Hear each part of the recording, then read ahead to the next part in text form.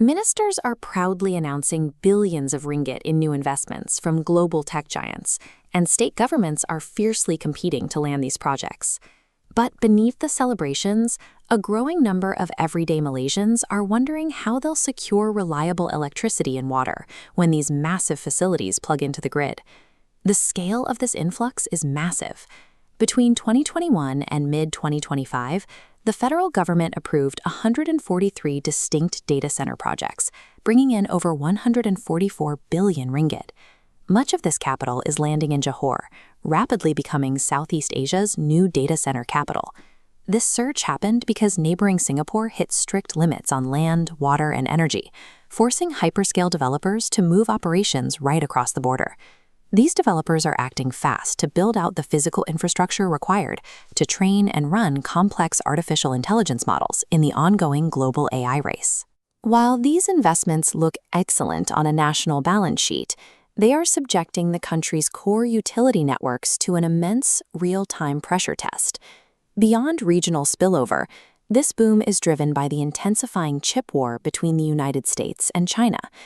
To maintain operations and avoid tariffs, global tech giants have aggressively sought out neutral territory, making Malaysia an ideal middle ground for their supply chains. Yet, while foreign direct investment numbers look clean on paper, the physical reality of hosting these computing operations is intensely demanding on local hardware and resources. A single hyperscale facility running high-density AI workloads can consume as much electricity annually as 100,000 households. Accommodating the vast ambitions of multinational tech companies means that massive amounts of domestic energy and water are siphoned away from local needs. Data center power demand exceeds 11,000 megawatts, 40% of capacity. Power is only half the equation. High-density AI chips require millions of liters of cooling water. Johor facilities need 808 million liters daily, but existing infrastructure supplies only 142 million, a 5.7 times shortfall. This extreme mathematical deficit is already spilling out into the streets, with residents in areas like Daling Pada staging protests over direct water supply shortages and construction pollution. If you're finding this deep dive into Malaysia's infrastructure helpful, please hit the like button and subscribe to the channel so we can keep bringing you these reports. Without strict regulatory limits and guaranteed domestic utility reserves, everyday citizens will find themselves facing water rationing just to subsidize the cooling systems of foreign tech corporations. This physical strain is compounded by a geopolitical compromise. In late 2025, Putrajaya signed Thailand-Malaysia Agreement on Reciprocal Trade, or ART. Under this agreement, Malaysia is legally bound to mirror U.S. export controls and custom duties on high-technology items. This restricts the country's ability to host legacy Chinese semiconductor firms, severely shrinking its long-held neutral posture. Simultaneously, Malaysia faces a severe internal bottleneck. To move past basic data hosting and capture higher-value tech roles, the national strategy requires 60,000 highly skilled engineers, a workforce the country simply does not have ready. Local tech graduates face a 3-to-1 wage gap compared to their peers in Singapore. This disparity drives a daily mass exodus of top talent, with thousands of high-skilled professionals commuting across the border or leaving entirely for better pay.